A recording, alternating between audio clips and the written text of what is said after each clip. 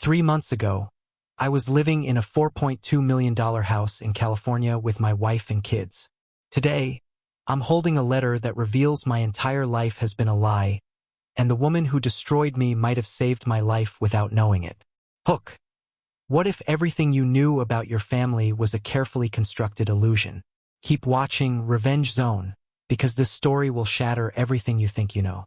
My name is Fletcher Morrison, and I'm 47 years old. Until recently, I was a commercial insurance adjuster in Pasadena, the kind of guy who spent his days evaluating other people's disasters and helping them rebuild. I had what everyone would call the American dream, a beautiful wife named Cordelia, who I'd been married to for 18 years, twin kids, Quinlan and Brenna, both 16 and 14, smart as whips and the center of my universe.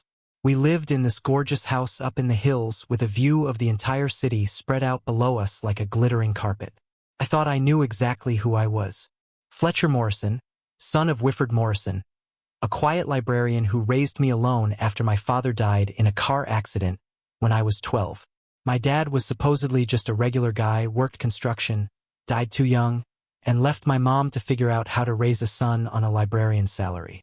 We didn't have much growing up in Ohio, but Mom always made sure I had what I needed. She was the kind of woman who remembered everyone's birthday, who kept photo albums organized by year, who made sure I ate my vegetables and did my homework. Cordelia was my high school sweetheart. We met when I was 17 and she was 16. Fell in love the way teenagers do with everything we had. She was ambitious, beautiful, the kind of woman who could walk into a room and command attention without trying. She went into real estate after college and was damn good at it. We built this life together, brick by brick, year by year. The kids came along. We moved to California for better opportunities, bought the dream house, enrolled Quinlan and Brenna in private schools. Quinlan was our star athlete, 6 feet 2 inches and built like his grandfather apparently was, though I never really knew my dad well enough to say for sure. He played varsity basketball, had colleges already scouting him as a sophomore. Brenna was the artist in the family, just like my mother had been in her quiet way. She could draw anything, had this way of seeing the world that made you stop and really look at things differently. For 47 years, this was my story. This was who I was. Fletcher Morrison, family man, insurance adjuster, former Ohio kid who made good in California. I had no reason to question any of it. Hook. But what happens when the perfect life crumbles overnight, and the truth hiding in your dead mother's basement changes everything? Stay with me on Revenge Zone, this gets darker. Then everything started falling apart. It began about 18 months ago with small things. Cordelia would get phone calls and step outside to take them. She'd come home from work later and later, claiming new clients, bigger deals. She started looking at me differently, like I was a stranger she was trying to figure out. The warmth we'd shared for nearly 2 decades just started cooling, degree by degree, until I felt like I was living with someone who barely tolerated my presence. The kids noticed it, too. Quinlan would ask me why Mom seemed angry all the time. Brenna started spending more time in her room, drawing darker pictures, portraits of families that looked broken even when they were smiling. I kept thinking it was a phase, maybe early midlife stuff, maybe work stress. I tried talking to Cordelia, tried planning date nights, tried everything I could think of to reconnect with the woman I'd loved since I was a teenager. Nothing worked. If anything, my efforts seemed to make her more distant, more hostile. Then came the divorce papers. Not just divorce papers, but a full-scale attack on everything I thought I knew about myself.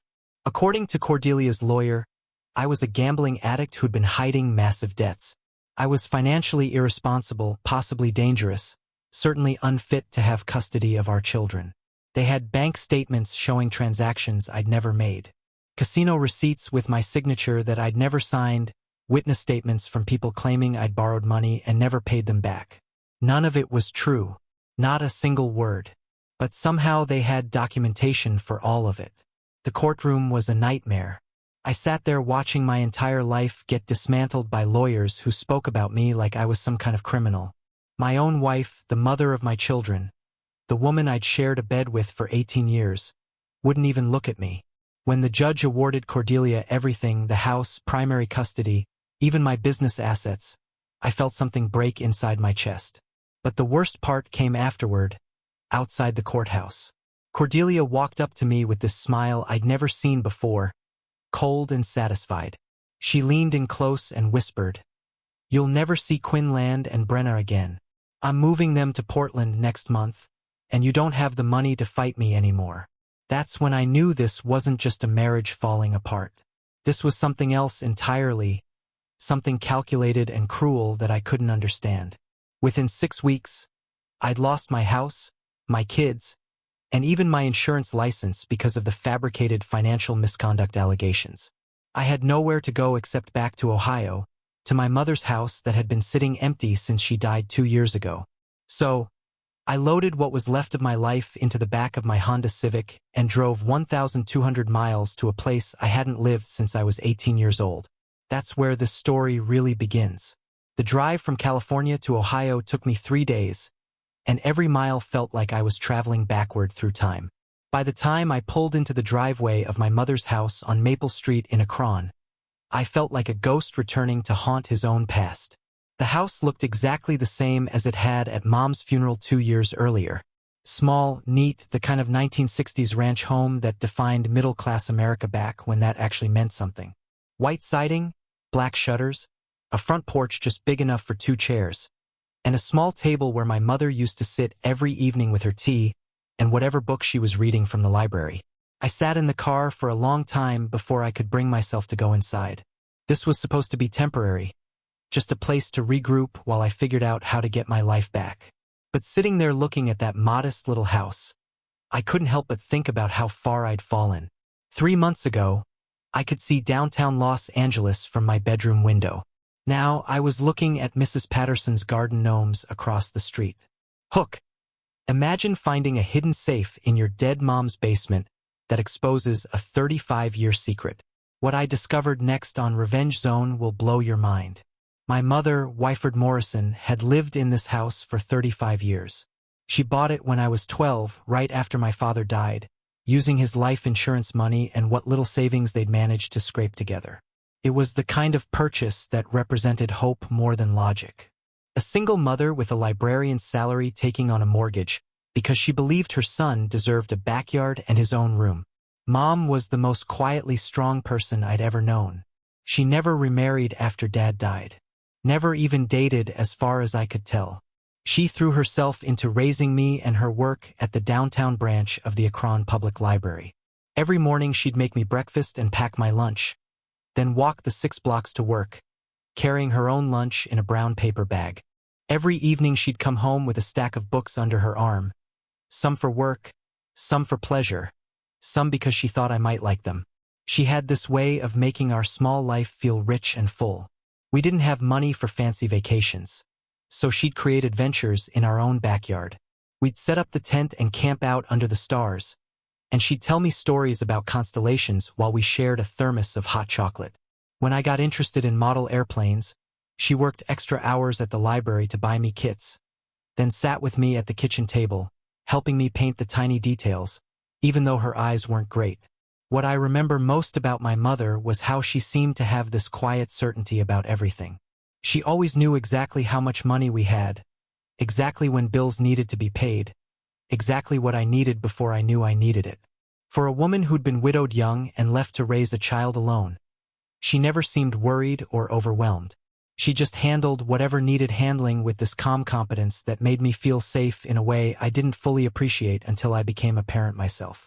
The strange thing was we always seemed to have just enough money. Never plenty, but never the kind of desperate shortage you'd expect from a single mother's librarian salary. When I needed school clothes, there was money for school clothes. When the car broke down, she had it fixed. When I wanted to go to college, she somehow made that happen, too, though she never explained exactly how she'd managed to save enough. I asked her about it once when I was in my 20s, newly married to Cordelia, and starting to understand how expensive life could be. "Mom, how did you do it? How did you manage to give me everything I needed on what the library paid you?" She just smiled, that quiet smile of hers, and said, "You find a way when someone you love depends on you. That's what parents do." Now, unlocking the front door and stepping into her house for the first time since the funeral, I could smell her presence everywhere. That mixture of lavender soap and old books that had always meant home to me. The furniture was exactly where she'd left it. Her reading glasses still sat on the end table next to her favorite chair. The last book she'd been reading, a mystery novel about a librarian who solves crimes, lay open on the coffee table with a bookmark still marking her place. Walking through those familiar rooms, I felt the weight of everything I'd lost pressing down on me like a physical thing. My kids were 1,000 miles away, probably being told terrible things about their father. My wife had become a stranger who seemed to hate me with an intensity one couldn't understand. My career was destroyed, my reputation in ruins, my bank account empty. But standing in my mother's living room, surrounded by her books and her photographs, and the quiet dignity of the life she'd built for us, I made a decision. This house was the one thing Cordelia's lawyers couldn't take from me. It was mine now, free and clear. A gift from a woman who'd spent her entire adult life making sure I had something solid to stand on. I'd renovate it, sell it, and use every penny to fight for my children. It seemed like a good plan.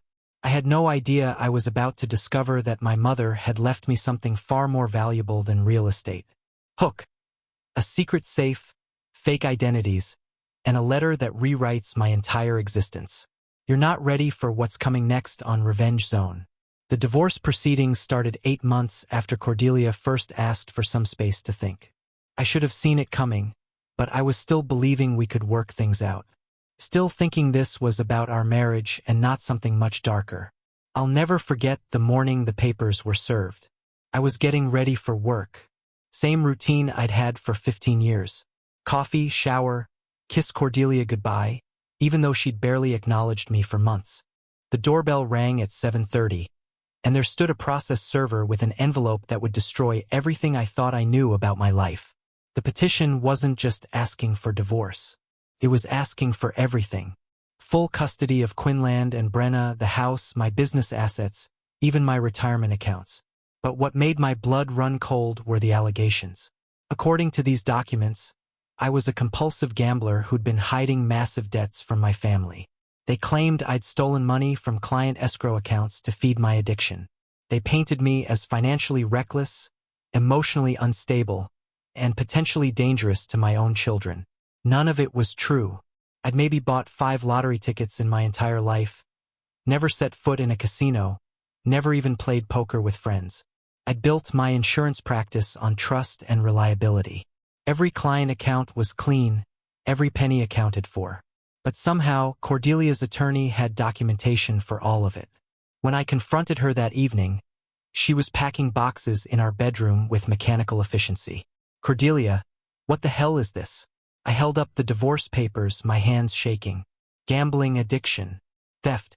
You know none of this is true. She didn't even look up from folding her clothes. I know what I know, Fletcher. The bank statements don't lie. What bank statements? Show me these bank statements. That's when she finally turned to face me. And I saw something in her eyes I'd never seen before. Not anger. Not hurt. But something cold and calculating that made her look like a complete stranger. You're not the man I married, she said quietly. Maybe you never were. The next 6 weeks were a blur of legal meetings, document reviews, and watching my life get dissected by strangers. Cordelia's lawyer, a sharp-dressed woman named Patricia Voss, presented evidence that should have been impossible to fake. Bank statements showing withdrawals I'd never made. Casino receipts with my signature from places I'd never been. Credit card charges for online gambling sites I'd never heard of. My own lawyer, a decent guy named Robert Chen, who I'd used for business contracts, kept shaking his head as we went through everything. Fletcher, I've got to ask, is any of this real? Because if you've been hiding gambling debts, I need to know now so we can work on damage control. Rob, I swear on my children's lives, I have never gambled anything more than a church raffle ticket. Someone is setting me up, and I don't understand how or why, but the evidence kept coming. Witness statements from people claiming I'd borrowed money and never paid them back. A coworker from my office swearing he'd seen me placing bets on my phone during lunch breaks. Even my neighbor Jerry Holbrook, who I'd had beers with dozens of times, signed an affidavit saying he'd watched me become increasingly erratic and desperate over the past year. The worst part was watching my kids during all of this. Quinlan started avoiding me, spending more time at friends' houses, giving me one-word answers when I tried to talk to him about basketball or school. Brenna would still hug me goodnight, but I could see the confusion in her eyes, the way she was trying to reconcile the father she knew with the man everyone was saying I was. The custody evaluation was humiliating. A court-appointed psychologist named Dr. Martinez spent 3 hours asking me questions about my mental health, my relationship with my children, my financial habits. She was professional but distant, and I could tell she'd already read all of Cordelia's accusations before I walked into her office. Mr. Morrison, addiction often involves denial. Many gambling addicts become very skilled at hiding their behavior from family members. Doctor, I understand that, but I'm not in denial because I'm not an addict. I'm telling you the truth. She made notes and said she'd include my statements in her report. The final hearing was scheduled for a Tuesday in November. I drove to the courthouse that morning knowing I was probably going to lose my children, but still hoping that somehow the truth would come out, that someone would see through whatever game was being played. The courtroom was sterile and cold. Nothing like the dramatic legal scenes you see in movies. Judge Patricia Winters was a woman in her 60s who looked like she'd seen every kind of family destruction imaginable and had long since stopped being surprised by any of it. Cordelia's lawyer presented her case with surgical precision, bank records, witness statements, expert testimony about gambling addiction and its impact on families. She painted a picture of a man who'd been living a double life, whose addiction had escalated to the point where he was stealing from clients and lying to everyone who trusted him. My lawyer did his best with what we had, which was basically my word against a mountain of documentation. He pointed out inconsistencies in some of the witness statements, questioned the timing of certain financial transactions, argued that the evidence was circumstantial, it wasn't enough. Judge Winters awarded Cordelia primary custody, the house, and most of our assets. I was granted supervised visitation every other weekend pending completion of a gambling addiction treatment program and financial counseling. As we walked out of the courthouse, Cordelia caught up to me in the parking lot. She was smiling, actually smiling, as she delivered the final blow. You'll never see Quinlan and Brenna again. I'm moving them to Portland next month and you don't have the money to fight me anymore. That night, I sat in my empty apartment and tried to figure out how my life had become unrecognizable in less than a year. Living in my mother's house was like stepping into a time capsule. Everything was exactly as she'd left it when she died 2 years ago. Her coffee mug still sat in the dish drainer by the kitchen sink. Her reading glasses lay folded on the end table next to her favorite armchair. Even her slippers were still positioned neatly beside her bed, as if she'd just stepped out for a moment and would be back any minute. The first few weeks, I barely left the living room couch. I'd wake up every morning thinking maybe this was all some terrible nightmare, that I'd open my eyes and be back in my California bedroom with Cordelia sleeping beside me and the sound of the kids getting ready for school down the hall. But every morning, I'd see the water stain on Mom's ceiling and remember that my old life was gone, probably forever.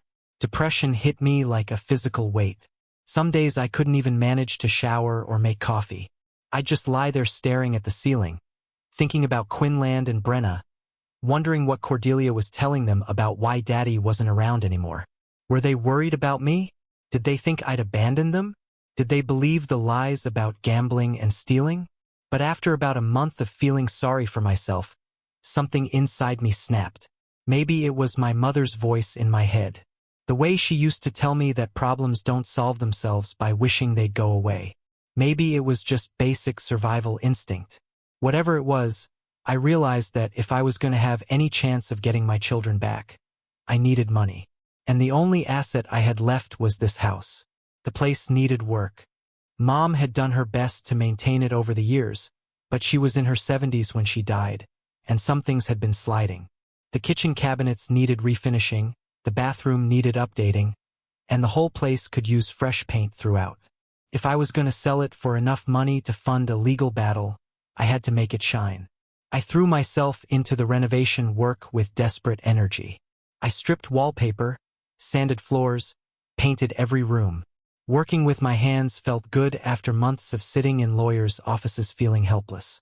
Every nail I hammered, every wall I painted was a small act of fighting back against the people who tried to destroy me. The basement was the last area I tackled. Mom had used it mainly for storage, and it was packed with decades of accumulated stuff. Boxes of Christmas decorations, old photo albums, my school projects from elementary school that she'd saved for some reason. Going through her things was emotional, but also oddly comforting. It reminded me of who I really was, where I'd come from, the woman who'd raised me to be honest and hardworking and decent. That's when I noticed something strange about the furnace area. The basement had a corner where the old oil furnace sat, converted to gas sometime in the 1990s, but never moved from its original position. But the concrete floor around it looked different than the rest of the basement. There were scratch marks that looked recent, and when I knelt down to examine them more closely, I could see that dust had settled in patterns that didn't quite make sense.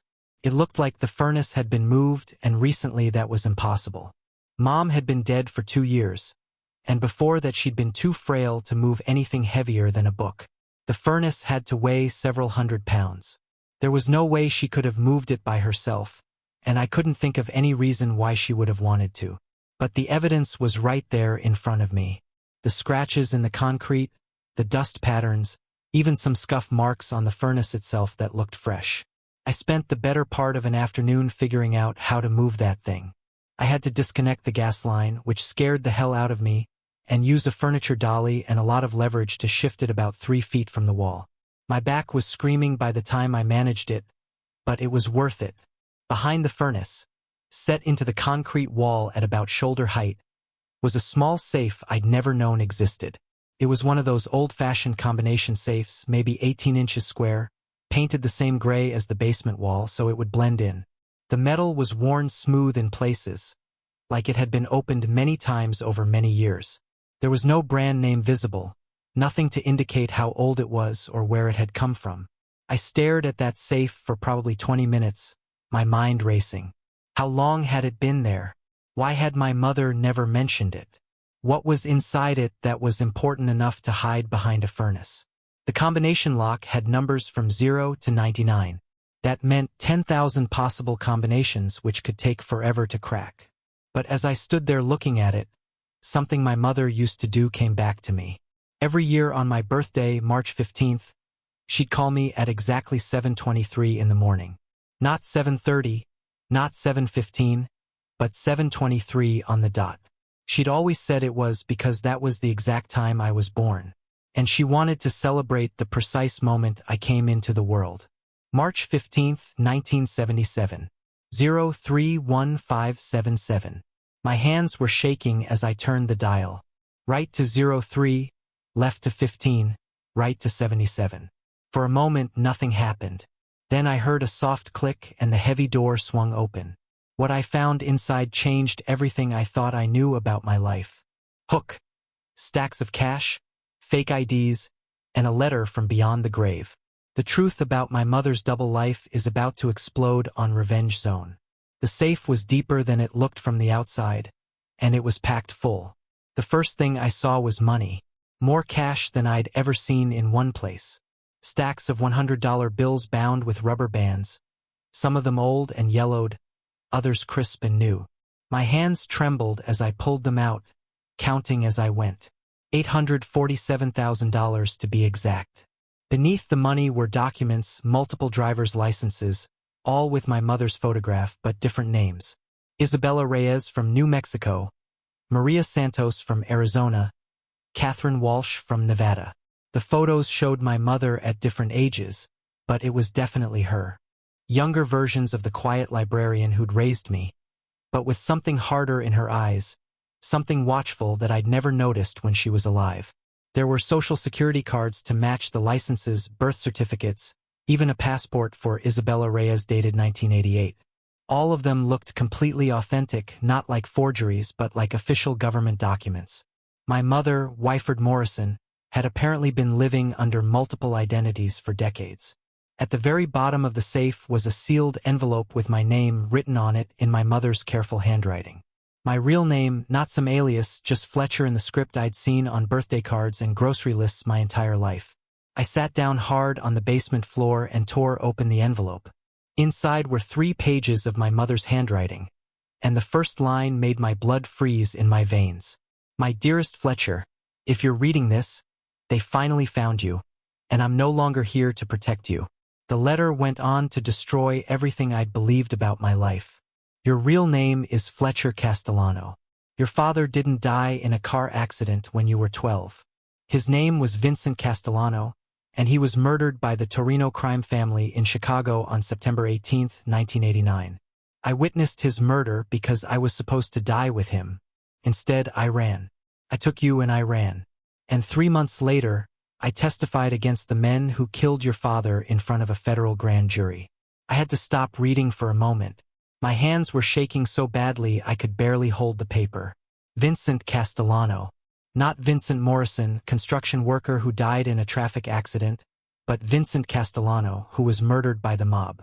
And my mother hadn't just been a widow trying to make ends meet. She'd been a witness in a federal case. The letter continued. We entered the Witness Protection Program in January 1990. I became Wyford Morrison. You became Fletcher Morrison. And we moved to Akron, Ohio to start over. The government gave us new identities, a modest settlement to help us establish our new lives, and the promise that we'd be safe as long as we never contacted anyone from our old life or revealed who we really were. Everything started making sense. The way my mother always seemed to have just enough money despite her librarian's salary. Her reluctance to talk about our life before Ohio.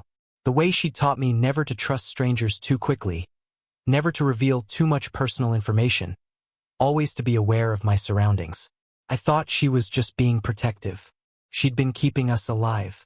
The money in this safe is what remains of our government settlement, plus money I saved over the years by living carefully. But Fletcher, there's something else you need to know. Something I discovered too late to warn you properly. My heart was pounding so hard I could hear it in my ears. I hired private investigators to watch you in California starting 3 years ago. Not because I didn't trust you, but because I'd heard rumors that people were asking questions about the Castellano family again. What they discovered broke my heart. Your wife, Cordelia, has been working with people who've been looking for us for decades. They found you first, and they used her to get close to you. The room started spinning around me. Cordelia, my high school sweetheart, the mother of my children, the woman I'd loved for 20 years, had been working with the people who killed my father. I don't know if she understood what she was really involved in or if they manipulated her the same way they tried to manipulate you. But the divorce proceedings, the false evidence about gambling, all of it was designed to break you financially and emotionally so you'd have nowhere to go except back to Ohio. They wanted to force you to come here to the one place where they knew I might have left something that could lead them to other witnesses or evidence from the original case. I felt like I was going to throw up. Every terrible thing that had happened to me over the past year, losing my house, my kids, my reputation, all of it had been orchestrated by people who'd been hunting my family for over 30 years. But my mother hadn't just left me money and the truth. She'd left me a way to fight back. There's a phone number at the bottom of this letter. Call Marshal Theodore Vance with the U.S. Marshal Service. He's been waiting for this call since the day I died. Tell him you're Vincent Castellano's son and tell him you're ready to finish what we started. The number was written in red ink underlined 3 times. Below it, my mother had written one final message. I'm sorry I couldn't tell you the truth while I was alive. I wanted to give you a normal life, a chance to be happy without looking over your shoulder every day.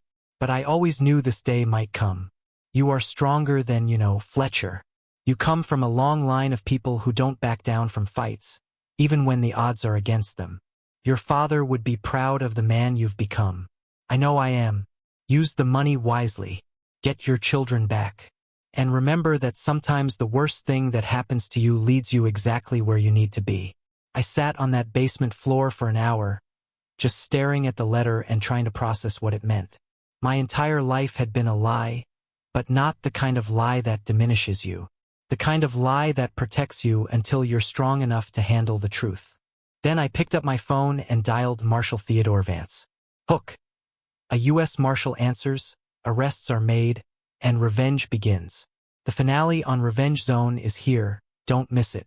Marshall Theodore Vance answered on the second ring like he'd been sitting by his phone waiting for 35 years. Vance. Marshall Vance. This is Fletcher Morrison, but I think my real name is Fletcher Castellano. There was a long pause, then a deep breath. Son, I've been waiting for this call since your mother died. Where are you right now? I'm in my mother's house in Akron, sitting next to an open safe that she left for me. Don't touch anything else. Don't talk to anyone.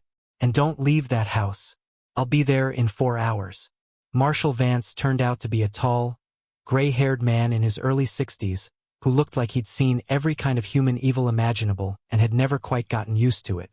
He arrived with 2 other federal agents and spent 6 hours going through everything my mother had left behind, photographing documents, cataloging evidence, and asking me questions about my life in California. Your mother was one of the bravest people I ever worked with, he told me as we sat at her kitchen table around midnight. She knew they'd eventually track down her son, so she prepared for this day. The money, the safe combination using your birthday, even hiring those private investigators to watch you in California. She wanted you to find all of this when you needed it most. The full scope of what had happened to me was even worse than I'd imagined. The Torino crime family had been systematically hunting down witnesses from my father's murder trial for decades, but they'd gotten smarter about it. Instead of just killing people, which brought too much federal attention, they'd learned to destroy lives more subtly. They'd find ways to compromise the people closest to their targets, then use those people to create chaos and financial ruin. They've been working on your case for at least 5 years, Marshall Vance explained. They found Cordelia through her real estate connections. People who knew the right kind of criminals. They probably approached her as potential clients first.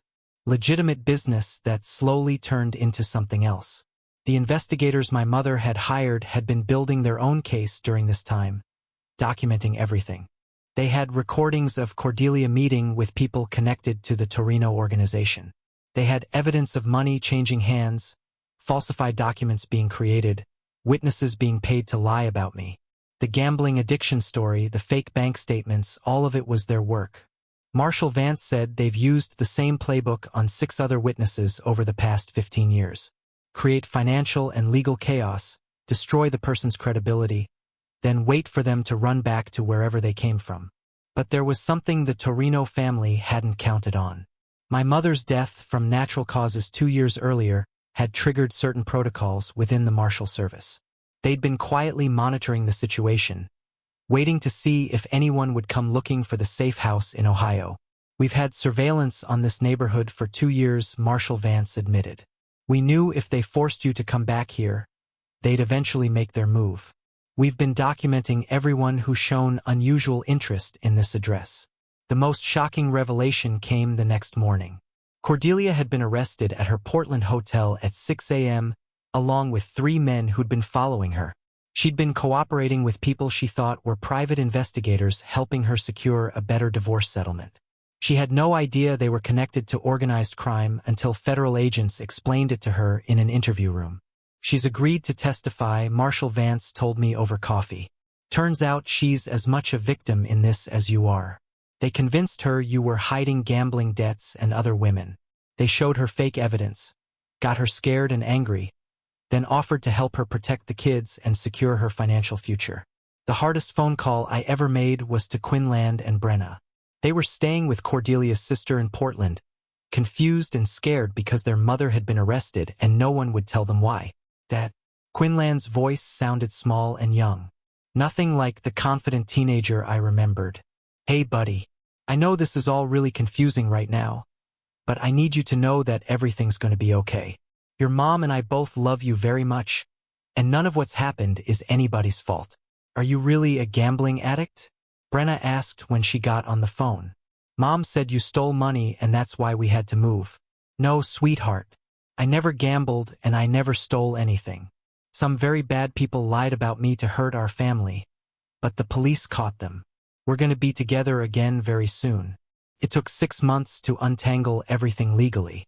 The evidence my mother's investigators had gathered, combined with Cordelia's testimony and the federal case against the Torino organization, was enough to clear my name completely. The fake gambling records were exposed as forgeries. The witnesses who'd lied about me recanted their statements. My insurance license was reinstated with an official apology from the state board. Cordelia and I will never get back what we had. Too much damage was done.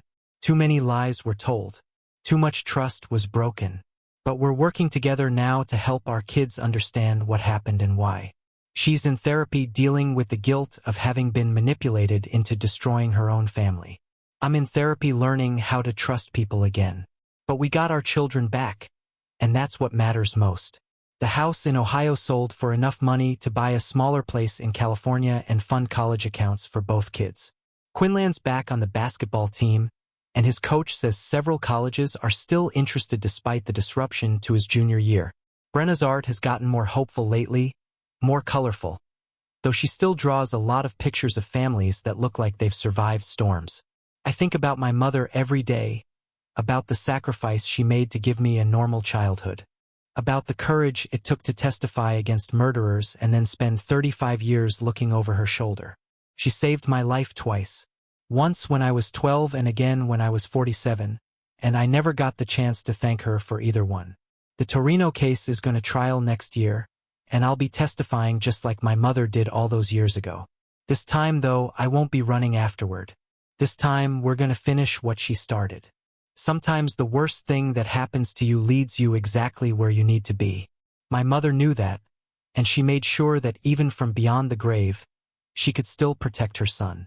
If the story touched you in any way, please share it with someone who might need to hear it. Leave a comment below and tell me about a time someone in your family protected you in ways you didn't understand until later. And if you want to hear more stories about ordinary people facing extraordinary circumstances, subscribe to Revenge Zone and hit that notification bell. Thanks for listening.